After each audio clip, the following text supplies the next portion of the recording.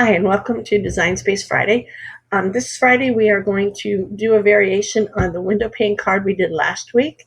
So let's get started. We are going to start again with a square. We are going to change it to an 8.5 by 5.5. So let's unlock. Rectangle. We are going to make the rectangle pink. All right. And now what we are going to do is to bring in our squares. And remember last week when we did the squares, we made them 1 1/4. So we'll do that again. But let's not place them there. Let's make them 1 1/4. Right? And then we created 4 of those. So let's go ahead and duplicate them out. All right. And again, what we'll do is we'll move them over here to make them so we can attach them where we want them to go and then bring them back. To me, that's just the easiest way of doing it. So we will move them to 10 and 1, and we'll take the next one. We're going to put it 1/4 of an inch apart. So this one will be 11.5. Sorry. Yeah, by 1. Then we will put this one at, again, we're going to do it 1/4 of an inch below. So this will be at 10 and 2.5. And then this one will be at 11.5 by 2.5. All right, so we have our 4 squares, and we will attach them.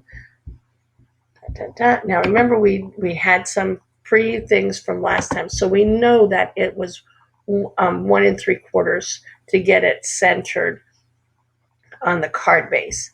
So let us do that. Now what we're going to do is we're actually going to put it on this side because we're going to put in a score line, and then this will be the front of the card. So we want to go in 7.5. So we want it to line up right there. So let's go ahead first and insert our score line so we'll have something to go from. And the score line is going to be at the 4 1/4. But because we've got it 1 inch over, it's going to be at 5 1/4. So we're going to click on that, and we're going to position it at 5 1/4, and we are going to put it at 1, and then we only have to worry about its height, and we're going to make it 5.5. So now we're not going to attach it yet because we want to do some slicing, and remember, you cannot slice and attach. So now we know exactly where our position's going to be at the 3/4, at the 3/4 point. So we will then move this to 6, and then we will move it to 1.75. And the reason is because remember, we have that 1 there. So now we've got it perfectly aligned where we want it on our card base.